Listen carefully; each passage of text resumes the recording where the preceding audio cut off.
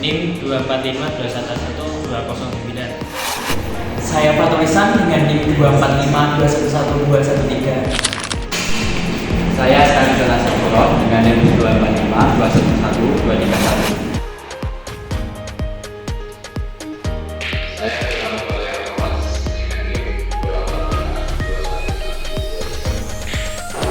Pada kesempatan kali ini kita akan membahas tentang sistem pengendalian manajerial yang sesuai dengan prinsip syariah serta teknik evaluasi kinerja dan indikator utamanya.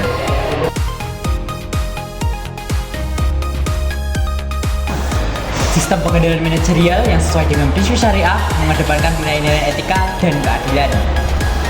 Yang pertama ada sistem transparansi, yaitu pengelolaan informasi yang jelas dan terbuka sehingga semua pihak memahami keputusan dan kebijakan yang diambil. Yang kedua ada akuntabilitas, pihak manajerial bertanggung jawab terhadap keputusan yang diambil dan hasil yang dicapai sesuai dengan prinsip amanah. Yang ketiga ada partisipasi, yaitu melibatkan semua pemangku kepentingan dalam proses pengambilan keputusan, termasuk karyawan dan masyarakat. Yang keempat ada kepatuhan syariah, memastikan semua aktivitas bisnis tidak bertentangan dengan hukum Islam, termasuk penghindaran dari riba, gharar, dan haram. Yang kelima ada keadilan dan kesejahteraan, menerapkan prinsip-prinsip keadilan dalam distribusi keuntungan dan perlakuan terhadap karyawan serta masyarakat. Yang keenam ada pengakuan kinerja, yaitu menggunakan indikator kinerja yang tidak hanya berfokus pada keuntungan finansial, tetapi juga dampak sosial dan lingkungan.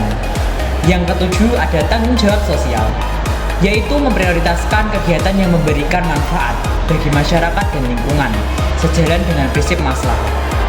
Sistem ini harus diintegrasikan dalam setiap aspek manajemen untuk mencapai tujuan yang tidak hanya menguntungkan secara finansial, tetapi juga berkelanjutan dan bermanfaat bagi semua pihak. Kemudian ada indikator utama dalam teknik evaluasi kinerja yang dapat berbeda tergantung pada jenis pekerjaan dan tujuan evaluasinya. Secara umum ada beberapa indikator utama yang sering digunakan, yaitu 1. Key Performance Indicator atau KPI, merupakan ukuran kuantitatif yang digunakan untuk menilai sejauh mana tujuan atau target kerja individu atau tim yang telah dicapai. Yang kedua ada produktivitas, mengukur jumlah output yang dihasilkan dalam jangka waktu tertentu. Produktivitas biasanya dievaluasi berdasarkan kuantitas dan kualitas hasil kerja. Kemudian yang ketiga efisiensi, menilai seberapa efektif individu atau tim dalam menggunakan sumber daya waktu untuk mencapai hasil yang diinginkan. Yang keempat kualitas kerja, indikator ini berfokus pada hasil pekerjaan seperti keakuratan, ketepatan, dan kualitas teknik yang dihasilkan. Yang kelima, kepuasan pelanggan atau stakeholder. Kinerja juga bisa diukur dari tingkat kepuasan pelanggan atau pihak-pihak terkait lainnya terhadap hasil kerja yang diberikan.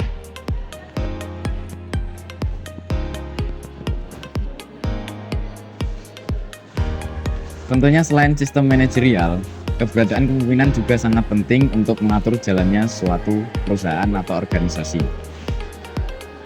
Kepemimpinan adalah komponen penting dari setiap bisnis atau organisasi, di mana seorang pemimpin harus memiliki keterampilan dalam memimpin atau memberi pengarahan kepada karyawan. Kepemimpinan adalah kemampuan dalam membangkitkan kepercayaan dan bantuan di antara pegawai untuk mencapai misi organisasi. Ada beberapa macam kepemimpinan dalam bisnis yang dapat diterapkan. Yang pertama yaitu kepemimpinan otoriter. Kepemimpinan otoriter membuat semua keputusan sendiri tanpa masukan dari tim. Gaya ini efektif ketika keputusan harus diambil dengan cepat atau dalam situasi krisis, namun bisa mengurangi motivasi dan kreativitas tim dalam jangka panjang. Yang kedua yaitu kepemimpinan demokratis. Pemimpin demokratis melibatkan anggota tim dalam proses pengambilan keputusan. Masukan dari anggota tim dipertimbangkan sebelum keputusan diambil. Yang ketiga yaitu kepemimpinan laissez-faire. Pemimpin laissez-faire memberi kebebasan penuh kepada anggota tim untuk mengambil keputusan dan mengatur pekerjaan mereka sendiri. Gaya ini efektif jika anggota tim sangat kompeten dan mandiri. tetapi dapat mengakibatkan kurangnya arahan dan disiplin jika tidak dikelola dengan baik. Yang keempat, kepemimpinan transformasional. Pemimpin transformasional fokus pada inspirasi dan motivasi anggota tim untuk mencapai tujuan yang lebih tinggi. Mereka berusaha mengubah tim dan organisasi ke arah yang lebih baik melalui visi yang kuat, antusiasme, dan pembinaan kinerja. Yang kelima, kepemimpinan transaksional. Pemimpin transaksional menekankan struktur, aturan, dan imbalan dalam hubungan antara pemimpin dan anggota tim. Mereka menggunakan penghargaan dan hukuman untuk memotivasi karyawan, biasanya efektif dalam organisasi dengan tugas-tugas yang berulang dan berstruktur. Yang keenam, kepemimpinan karismatik. Pemimpin karismatik menggunakan daya tarik pribadi dan karisma untuk memengaruhi orang lain. Mereka seringkali memiliki visi yang kuat dan mampu menginspirasi tim untuk berkomitmen terhadap tujuan bersama. Yang ketujuh, kepemimpinan pelayan. Pemimpin pelayan berfokus pada kebutuhan tim mereka sebelum kepentingan mereka sendiri. Mereka mendukung pertumbuhan pribadi dan profesional anggota tim dengan tujuan menciptakan lingkungan kerja yang positif. Gaya ini meningkatkan loyalitas dan keterlibatan karyawan. Motivasi memiliki karakteristik yang tak dapat dipisahkan dari fitrah manusia yang masing-masing mempunyai karakter yang berbeda. Motivasi dalam manajemen adalah serangkaian proses psikologis yang mendorong individu untuk melakukan tindakan tertentu dalam mencapai tujuan organisasi. Proses ini melibatkan berbagai faktor internal dan eksternal individu seperti kebutuhan, keinginan, harapan, nilai-nilai, norma, dan lingkungan kerja. Berikut ini ada beberapa bentuk motivasi yang bisa dilakukan dalam berbisnis. 1. Insentif finansial. 2. Penghargaan dan pengakuan. 3. Peluang pengembangan karir. 4. Lingkungan kerja yang positif. 5. Keterlibatan dalam pengambilan keputusan. 6. Keseimbangan kerja dan kehidupan. 7. Komunikasi terbuka. Nah, selanjutnya mengenai pengambilan keputusan manajerial. Sebenarnya apa sih yang disebut dengan keputusan?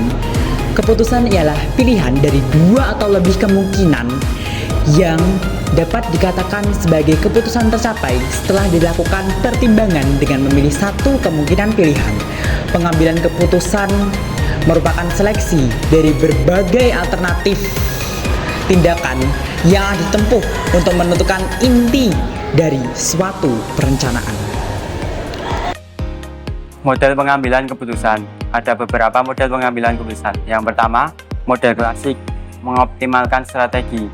Teori keputusan klasik berasumsi bahwa keputusan harus benar-benar rasional, menggunakan strategi optimalisasi dengan mencari alternatif terbaik untuk memaksimalkan pencapaian tujuan dan sasaran.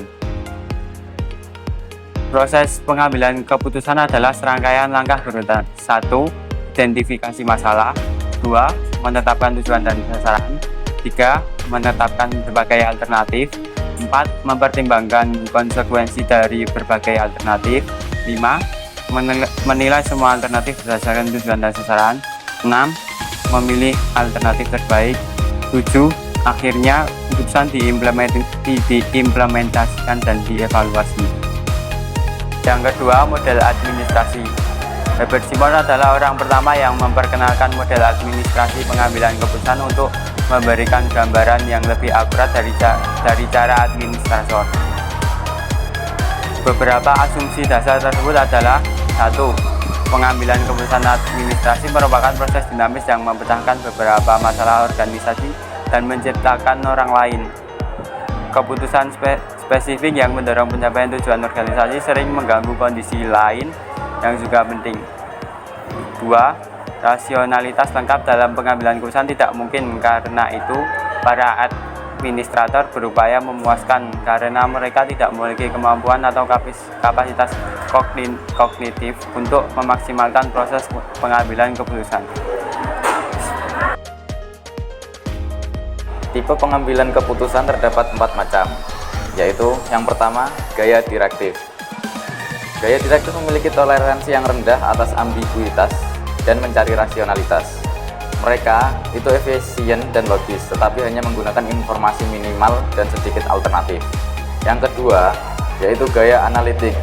Gaya analitik memiliki toleransi yang lebih besar terhadap ambiguitas dan mengarah keinginan menggunakan lebih banyak informasi dan lebih banyak alternatif.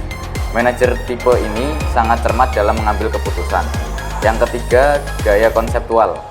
Gaya konseptual menjadi cenderung sangat luas pandangannya dan mempertimbangkan banyak alternatif. Orientasinya jangka panjang dan sangat banyak dalam menemukan solusi yang kreatif terhadap masalah yang dihadapi. Pada kasus gaya konseptual, ini mungkin dapat dicontohkan oleh sahabat Mu'adz ketika diutus Rasulullah menjadi duta keyaman. Yang keempat, gaya behavioral. Tingkah laku ini dicirikan dengan mengambil keputusan yang bisa bekerja dengan baik dengan yang lain. Manajer tipe ini memperhatikan kinerja rekan kerja dan bawahan serta reseptif terhadap usulan-usulan dari yang lain yang sangat mengandalkan pertemuan untuk berkomunikasi. Manajer gaya ini mencoba menghindarkan konflik dan mengupayakan penerimaan. Kode etik dalam mengambil keputusan terdapat 3 kriteria, yaitu yang pertama kriteria utilitarian, di mana keputusan-keputusan diambil semata-mata atas dasar hasil atau konsekuensi mereka. Yang kedua, kriteria perlindungan hak. Kriteria ini mempersilahkan individu untuk mengambil keputusan yang konsisten dengan kebebasan dan keistimewaan mendasar seperti dikemukakan dalam dokumen-dokumen HAM. Yang ketiga, kriteria keadilan. Kriteria ini mensyaratkan individu untuk menerapkan aturan-aturan secara adil dan tidak berat sebelah sehingga ada pembagian manfaat dan biaya yang pantas. Kriteria ini membenarkan pembayaran upah yang sama kepada orang-orang untuk mempekerjakan tertentu tanpa memperhatikan perbedaan kinerja dan senioritas dalam pengambilan keputusan pemberhentian massal. Tahap-tahapan pengambilan keputusan sebagai berikut. Yang pertama, tahap pemahaman. Yang kedua, tahap perancangan. Yang ketiga, tahap pemilihan. Yang keempat, tahap implementasi. Proses pengambilan keputusan menurut langkah-langkahnya. Yang pertama yaitu identifikasi permasalahan yang dihadapi. Kedua, pengumpulan data. Ketiga, analisis data. Keempat, analisis sebagai alternatif. Kelima, pemilihan alternatif. Keenam, implementasi atau pelaksanaan. Yang ketujuh, evaluasi atau penilaian. Kemudian ada teknik pengambilan keputusan manajerial yang sesuai dengan prinsip syariah yang didasarkan pada aturan-aturan Islam. Ia mengutamakan etika, keadilan, dan keberlanjutan. Berikut adalah beberapa teknik yang sejalan prinsip syariah beserta dampaknya. Yang pertama, syura atau musyawarah. Teknik pengambilan keputusan melalui konsultasi dan diskusi bersama. Dalam prinsip syariah, manajer melibatkan berbagai pemangku kepentingan atau stakeholder dalam proses musyawarah untuk mencapai konsensus atau kesepakatan. Dampaknya meningkatkan rasa tanggung jawab kolektif, transparansi, dan keterlibatan karyawan. Keputusan yang diambil musyawarah cenderung lebih adil dan diterima oleh semua pihak. Yang kedua ada istihlas atau maslahah atau manfaat umum. Teknik yaitu keputusan yang diambil didasarkan pada prinsip kemaslahatan umum, yaitu keputusan yang memberikan manfaat maksimal dan menghindari kemudaratan. Pertimbangan utama adalah dampak sosial, ekonomi, dan lingkungan. Dampaknya adalah menghasilkan keputusan yang lebih berkelanjutan dan etis. Fokus pada kesejahteraan masyarakat serta lingkungan dapat meningkatkan reputasi perusahaan dan meminimalkan resiko konflik sosial. Kemudian yang ketiga ada ijtihad. Tekniknya yaitu pemikiran dan analisis mendalam dalam situasi di mana tidak ada aturan yang jelas dalam syariah.